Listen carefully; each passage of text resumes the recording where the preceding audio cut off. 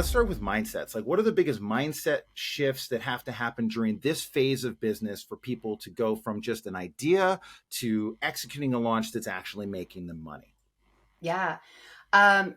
You hit the nail on the head here. I don't think we can ever really avoid the mental readiness. So in coming in, I think we see a lot of emotions in terms of like organization, trying to think about the big picture, the big plan, getting lost in sort of like the macro vision versus making little micro steps. So in the early stages, the biggest shift that I probably see is that people have an idea in terms of like what they think people want versus what people actually really do want. And so we kind of start with doing a lot of work kind of around some market research and understanding if your product or your idea is validated, is it in demand? And then really starting to work things through to help people understand the language. So sometimes we start developing word salad and we overcomplicate it. And like Barry said, we bring it back to the basics in terms of like, what words would your customer use in terms of identifying who they are so that they can understand, yes, I have this pain and the solution that you have solves my pain. And I can identify that you're for me and I need you. And so that you can get the buy-in. Can I interject one important distinction here? And this is people at this beginning level that run into this all the time, and we see it so often. They are trying to offer a solution to a problem that people in their quietest moments don't really want to solve. It's a problem that they use to define themselves. So, and we've seen people go to work on it. So you need to have a coach or a mentor or someone in your life who says, is this actually a problem that someone is seeking a solution for and is willing to pay for that solution? If you can check those two boxes, you're along the way. But if you can take a cross section of someone's brain and you're offering something that, what do you mean? If I solve this problem, I don't know who I am. That be careful there. Yeah. Go exactly. On. And to speak to that, Barry, I was just speaking to somebody the other day where it's just a random interaction, and I love to help people. And it was just glaring obvious to me. Yeah. And it's that initial meeting, right? When we think about when we meet people, or whether you're meeting people through friends or a networking event, everyone, when you go to a networking event, nobody's thinking about what can I buy today? Everybody's thinking about what, and who can I sell today? So you never want to show up with like, my name is Jolene and I'm a lawyer. You want to show up and you want to take the I language out of as to what you do and who you are. And you want to target something that's about what will be compelling to this person, where I can kind of read the room and understand that they have a pain point, and how can I say the language that I know is going to resonate with them. So that's kind of like really the start of the process to like, I really understanding that problem solution path and change that language from I language to what is this person? What do they want from me? And because they're thinking, what's in it for me? All right. So I don't really care who you are.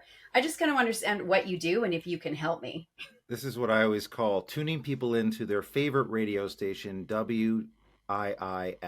What's in it for me? And you've got to get people off self, right? Which is because running a business is sort of an ego thing to begin with. It's like, it's all focused on what I want to create, and, getting away from working for other people. So it's pretty easy when you're new in business to be focused 100% on what it is that matters to you. But what you're saying is you got to get off self and really get on your avatar, right? Like on your ideal client, who it is that they are and what is it that their needs are. How do they talk about their problems? How do they figure it out? So, how do you do that? I'm hearing what I got to do, but like, what's something I actually have to do if I'm in that situation right now to figure that out? Is it just testing, or do I do a lot of avatar work, or what? Is this a topic that people are actually searching? You can look in and get search engine data that validates this is a problem that people have, that they are actively searching for already. So one of the principles in sales is join the conversation that's already going on in your prospect's mind. So that means that conversation has to be happening. It has to be happening somewhere. So that's a great place to start. Yeah. Is it happening in their mind? Are they writing about it? Are there forums about it? Are there Reddit articles about it? Are there people selling products about it? If you see people selling products about it and they're doing advertising, Wonderful. You have landed upon something. And there are a slew of people in the world who will never buy from whoever's advertising. They're actually literally waiting for you. Take that in, you guys. They are actually waiting to hear it from you. Yes, and I think I want to also kind of touch on something too. When we do our research, a lot of times we see our competitors as, oh no, the market's saturated. And it's actually a very, very good sign when you see a competitor that is doing very, very well. And that's when you want to help people understand. And I mean, in the business world, we call that somewhat of a SWOT analysis, right? And where you can take a look at your competitor to see what are they doing really well and what are they doing not so well. And how am I different? How do I have unique value propositioning? What is the better user experience so that I can have some edge alongside?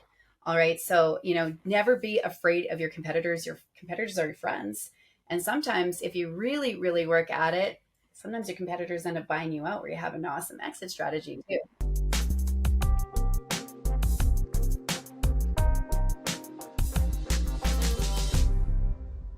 Hey, Launch family, I hope you liked that clip. If you haven't checked this out yet, go to getyouLaunch.com. We have some absolutely free, awesome training on launches that you can get. And we also have some really amazing upcoming episodes with really cool guests that I would hate for you to miss. So make sure you hit that subscribe. It helps grow the channel. And the more subscribers, the bigger the guests we can get. So we're in this together. Thanks a lot for listening, and we'll catch you on the next episode.